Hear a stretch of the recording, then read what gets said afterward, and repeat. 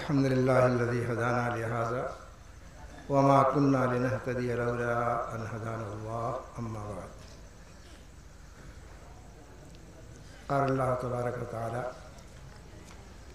والذين يظاهرون من نسائهم ما هن أمهاتهم إن أمهاتهم إلا الله ولدنهم إنهم ليقولون منكرا من القول وزورا. محترم علماء کرام اور حاضرین کرام، یہ علماء کرام یہاں موجود ہیں. میں خود بھی سننے کے لیے ہی بیٹھا تھا. اس میں کچھ کہوں تو ذرا مناسب بھی نہیں لگتا، لیکن حکم کو ٹالنا یہ بھی ذرا مناسب نہیں. میں جو آیت آپ کو سنائی ہے، اس آیت میں زہار کا مسئلہ بتایا گیا ہے. آپ کہیں گے یہ سب بے تکی بات ہے، کہاں کی؟ میں زہار کا مسئلہ نہیں بتاؤں گا. میں صرف یہ بتانا چاہتا ہوں کہ جہاں اللہ تعالیٰ نے معاشرے میں پائے جانے والی ایک خرابی پر نقد کیا ہے، وہ ہم کو اس بات کی بھی تعلیم دے رہا ہے اللہ تعالیٰ کہ تم بھی اپنا دماغ کھلا رکھو. ہر آدمی جانتا ہے کہ بیوی بیوی ہے، ماں ماں ہے. بیوی ماں نہیں بن سکتی، پکی بات ہے.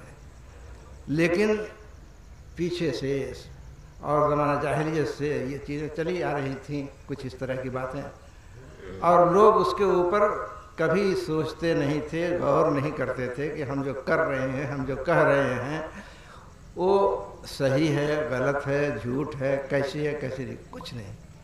اب آپ سوچئے، کسی نے اپنی بیوی کو کہہ دیا کہ تو میری ماں کی طرح ہے، اور اس کے بعد بیوی اس کے لیے حرام ہو گئی. چلیے ٹھیک ہے. اللہ نے کہا کہ جس کو تم کہہ رہے ہو کہ ماں کی طرح ہے، وہ تمہاری ماں کیسے ہو جائے گی؟ تمہاری بیوی تمہاری ماں کیسے ہو جائے گی؟ والذین یظاہرون من نسائہم ما ہن امہاتہم، وہ ماں نہیں ہے. ان امہاتہم اللہ ولدنہم، ماں تو وہ ہے جس نے ان کو پیدا کیا ہے. جس نے پیدا کیا وہ ماں ہے.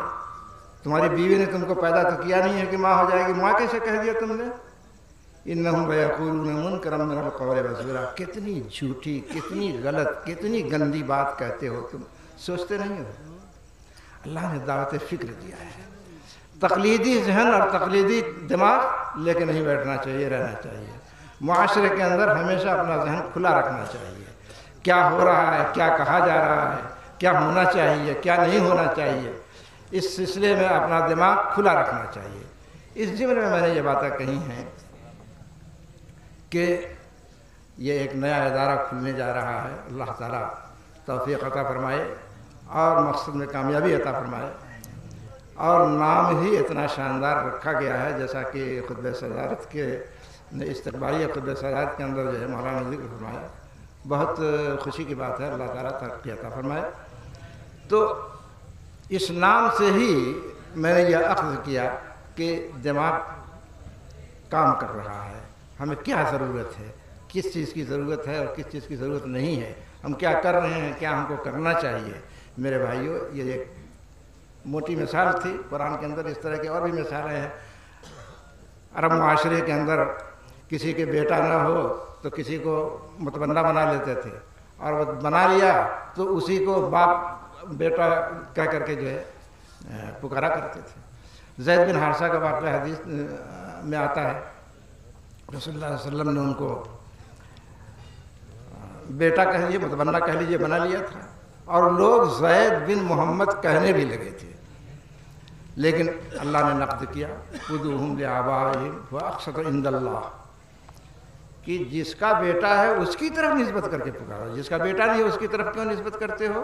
زید جو ہے محمد صلی اللہ علیہ وسلم کے بیٹے تو نہیں ہیں، کیوں کہتے ہو زید بن محمد؟ نقد کیا گیا. تو قرآن میں اس طرح کے اشارات موجود ہیں کہ آدمی کو ہمیشہ اپنا ذہن اور دماغ کھلا رکھنا چاہیے. تقلیدی جمود اور تقلید کے پیچھے پڑھ کر کے جو ہے اپنا سوچنا اور غور کرنا سب چھوڑ دیں. نہیں، ایسا نہیں ہونا. میں انہی باتوں پر اپنی بات ختم کرتا ہوں. اللہ سے دعا کرتا ہوں کہ اللہ تعالیٰ اس ادارے کو ترقی عطا فرمائے اور ادارے کا جو مقصد ہے وہ حاصل ہو. اور آپ حضرات سے بھی گزارش ہے کہ ادارے کا تعاون کریں، دام دل میں قدمی سکھنے ہر طرح سے۔ وآخر دعوانا الحمدللہ رب العالمین۔ السلام علیکم۔